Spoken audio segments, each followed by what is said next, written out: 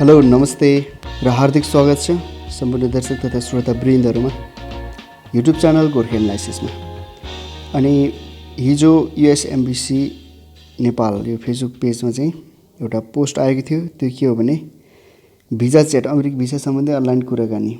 अनि त्यो चाहिँ आज हो र आज चाहिँ एम्बेसीले के कस्तो रिप्लाई दियो त अमेरिकन भिजा सम्बन्धी, त्यो विषयमा हामी थोरै चर्चा गर्नेछौँ र विशेष डिबी 2020 विनर्सको बारेमा पनि बोलेको छ।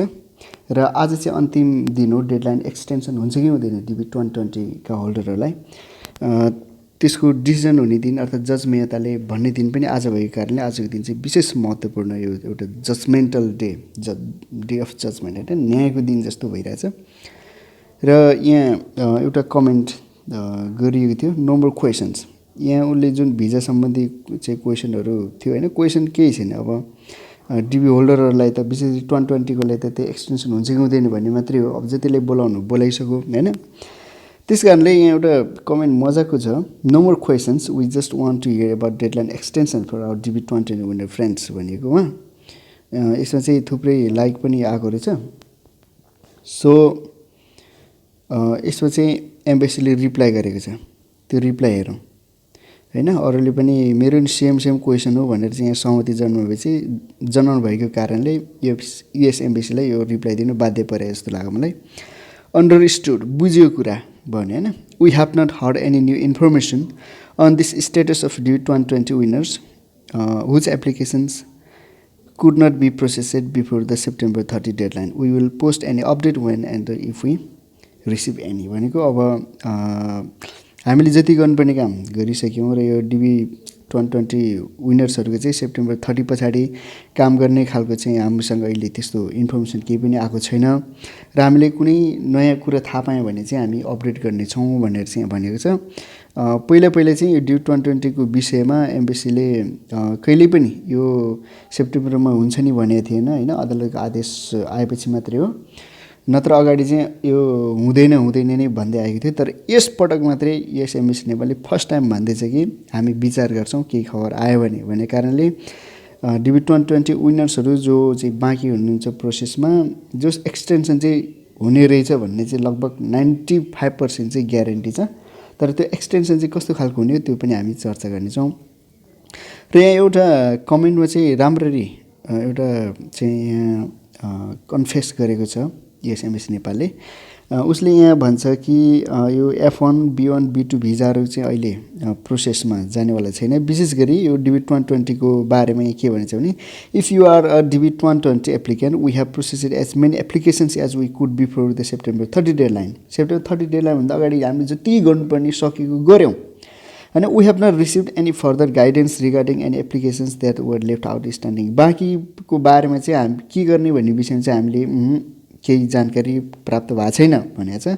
If you are a DB 2021 applicant we will not be able to begin processing those application until after December 31, 2020 भन्ने कारणले अब डिबी 2021 को चाहिँ 2NL आउने अर्थात् अन्तर्वार्ता हुने कुरा लगभग नोभेम्बर डिसेम्बर बाट हुन्छ कि भन्ने एक्सपेक्टेसन थियो। सायद सेकेन्ड लेटर आयो भने पनि अन्तर्वार्ता चाहिँ अब डिसेम्बर 31 भन्दा चाहिँ नहुने कुरा चाहिँ एम्बेसीले यहाँ गरेको छ। त्यस कारणले अब नोभेम्बर या डिसेम्बरमा जुन 2NL आउने कुरा पनि डिबी 2021 विनर्सहरूको चाहिँ अलिकति अब गाह्रो देखिन्छ। किनभने 2NL लेटरमा चाहिँ त्यहाँ इन्टरभ्यू डेट सेड्युल हुनुपर्छ क्या, त्यहाँ चाहिँ इन्टरभ्यू डेट सेड्युल हुनुपर्छ। अब त्यो इन्टरभ्यू डेट सेड्युल भएपछि पछि झ्या हुन्छ फेरि। मानव उनीहरूले जनवरी 15, जनवरी 10 मा कसैको इन्टरभ्यू सेड्युल गरिएला र त्यो अनुसारले 2NL केसीसीले पठाउला होइन। तर डिसेम्बर 31 पछाडि फेरि ट्रम्प त अब उसले त अब उसको दिमागमा के चल्छ भन्ने त कसैले थाहा हुँदैन, ऊ पावरमा भएको मान्छे हो होइन। अब उसले इलेक्सनमा के गर्छ त्यसले नि फरक पार्छ अझै। र डिसेम्बर 31 भन्दा उता पनि अझै उसको त्यो प्रोक्लेमेसन बिहानलाई फेरि लम्बिने भयो, केही त्यस्तो निर्णय भयो भने त त्यो अगाडि 2NL दिएको त फेरि बर्बाद भयो नि त। त्यस कारणले नोभेम्बर डिसेम्बरमा 2NL आएर फेरि जनवरी फेब्रुअरीमा क्यान्सल हुनुभन्दा चाहिँ बरु अलिक पछि नै 2NL आएपछि त्यो 2NLमा जुन डेट सेड्युल भएको हुन्छ त्यही अनुसारमा इन्टरभ्यू भएको चाहिँ धेरै राम्रो डिबी 2021हरूलाई। त्यस कारणले यदि DB21 का चाहिँ DB विनर्सहरूको चाहिँ नोभेम्बर डिसेम्बरमा 2NL आएन भने पनि चिन्ता नमान्नुहोस्।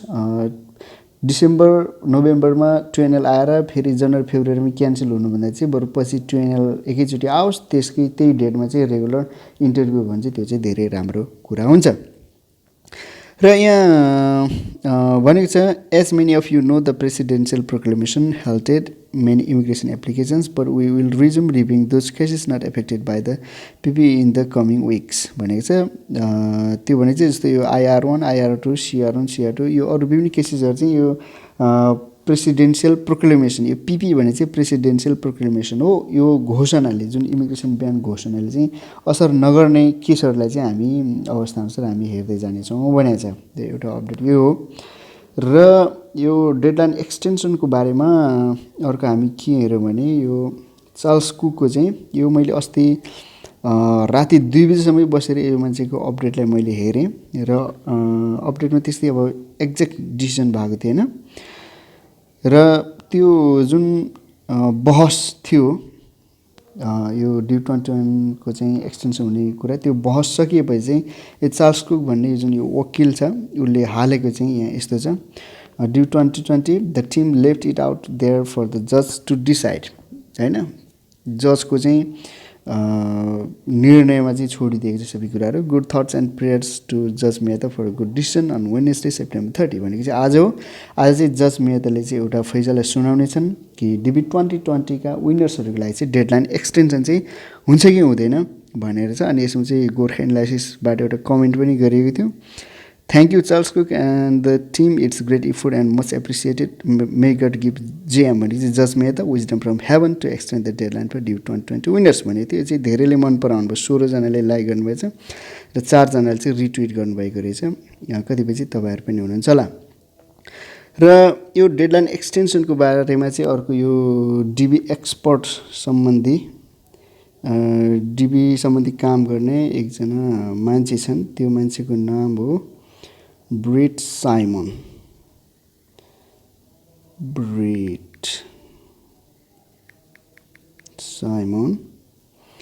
अनि यो मान्छेले के भनेका छन् भने यो एक्सटेन्सन सम्बन्धी उसको एनालाइसिस, यो पनि एउटा राम्रो एनालाइसिस गर्ने मान्छे हो वर्ल्ड वाइडको लागि। नेपालमा एनालाइसिस गर्ने गोर्खा एनालाइसिस, वर्ल्ड वाइडको एनालाइसिस गर्ने चाहिँ ब्रेट साइमन। त्यस कारणले गोर्खा एनालाइसिसलाई चाहिँ प्लिज सब्सक्राइब गर्नु होला। र यो ब्रेट साइमनको एनालाइसिसमा के छ भने it's Tuesday the 29th where I am, tomorrow is big day. यो हिजोको स्टेटस रहेछ। यो अमेरिकामा चाहिँ फेरि यहाँभन्दा 12 घन्टा ढिलो हुन्छ, त्यस कारणले यो 4 आवर्स भनेको चाहिँ उसको चाहिँ यो 29 होइन। त्यस कारणले आज अब 30 मा चाहिँ अब डिसिजन हुने भनेको चाहिँ नेपालमा 30 को त सकिन लाग्यो, तर 30 चाहिँ भर्खर अब सुरु हुन लागेको छ अमेरिकामा। त्यस कारणले नेपालको लगभग 12 बजे आसपास, राति 12 बजेदेखि उता मात्रै यो डिसिजन हुन्छ, होइन। त्यस कारणले जो सेप्टेम्बर 30 मा जो नेपालमा हुनुहुन्छ तपाईँ साथीहरू, तपाईँहरू अतालिनु जरुरी छैन। डिसिजन के आइसक्यो होला, खोइ के आयो थाहा पाइएन, त्यसो जरुरी छैन, किनभने सेप्टेम्बर 30 त अमेरिकामा भइसकेको छैन नि त, अर्थात् भर्खर सुरु मात्रै भएको होला। त्यस कारण नेपालको रातको चाहिँ 12 देखि 2-3 बजे भित्रमा यो कुरा चाहिँ फाइनल हुन्छ। र यो ब्रेट साइमनले भनेका छन् tomorrow is a big day when we find out the fate of DB2020 and whether we will get an extension, होइन। कस्तो के हुने हो भाग्य, त्यो कुरा चाहिँ अब यो बुधबारको दिन आज चाहिँ फाइनल हुँदैछ। आई एम कन्फिडेन्ट, म निश्चिन्त छु, होइन, म निश्चित छु, अर्थात् कन्फिडेन्ट आत्मविश्वासको साथ भन्न सक्छु कि वी विल गेट समथिङ, हामी केही कुरा चाहिँ पाउनेछौँ एक्सटेन्सनको बारेमा। But I don't think we will get everything, तर सबै थोक पाइन्छ भन्ने कुरा चाहिँ होइन। We want because justice in this case will be about compromise.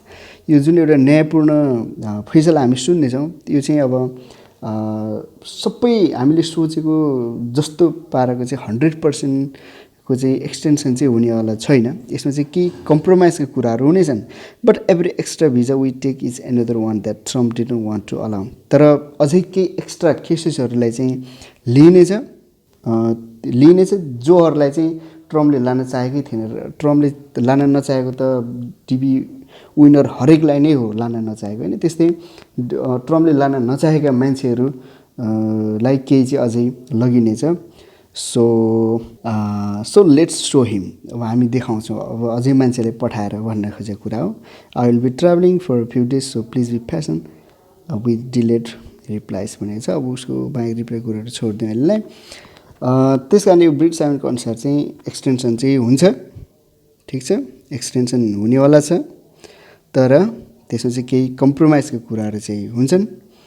भन्नु मतलब अब जो प्रोसेसमा पाइन्छन्, अब सायद प्लेन्टिफ्सहरूलाई मात्रै अगाडि बढाउने एउटा अप्सन त्यो पनि हुनसक्छ कि चाहिँ त अब यो अप्रिल र मेका जतिको चाहिँ इन्टरभ्यू क्यान्सल भएको थियो पहिला, अब तिनीहरूसम्मलाई पनि हुनसक्छ। या त जसको डकुमेन्ट चाहिँ प्रोसेसिङ भइसकेको थियो केसिसीलाई, तिनीहरू त्यो ठाउँसम्म भन्ने हुनसक्छ। जोस् D2020 विनर बाँकी जति छन् त्यो सबैलाई नै मौका दिइन्छ भन्ने खालको निर्णय चाहिँ नआउला। तर यस्तै जस्तो कि यो सेप्टेम्बरभित्र पनि अदालतले दिएको आदेशअनुसार पनि क्याटेगोरी छुट्याएको थियो नि, ग्रुप 1 यो ग्रुप 2 ग्रुप 3 हुँदाखेरि अब ग्रुप 1 र 2 काहरूको त प्रोसेस अगाडि बढ्यो, 3 को चाहिँ आधाको भयो, आधाको भएन, 4 र 5 को त हुँदै भएन। हो यस्तै फेरि के क्याटेगोरी सायद छुट्याइन्छ कि हैन, मेरो पनि विचार त्यो क्याटेगोरी छुट्याएर चाहिँ त्यो अनुसारले चाहिँ प्रोसेसलाई अगाडि बढाउने खालको डिसिजन चाहिँ जज मेहताबाट आउन सक्छ भन्ने कुरा हो। हुन्छ साथीहरू, कृपया च्यानललाई सब्सक्राइब गर्नुहोला र बेल आइकनलाई अन गर्नुहोला ताकि हरेक अपडेटहरू तपाईँलाई सबभन्दा पहिले थाहा हुन सकेको होस्। र तपाईँहरूको सहयोगको निम्ति धेरै धेरै धन्यवाद। तपाईँहरूले च्यानल हेरिदिनु भएको, भिजिट गर्नुभएको, कमेन्ट गर्नुभएकै कारणले चाहिँ मैले डिबिटको सम्बन्धित भिडियो बनाउने एउटा उत्साह मलाई मिल्छ।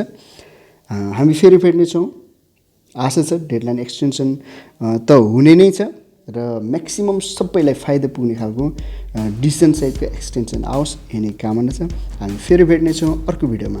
तबसम्मलाई नमस्ते, जय नेपाल।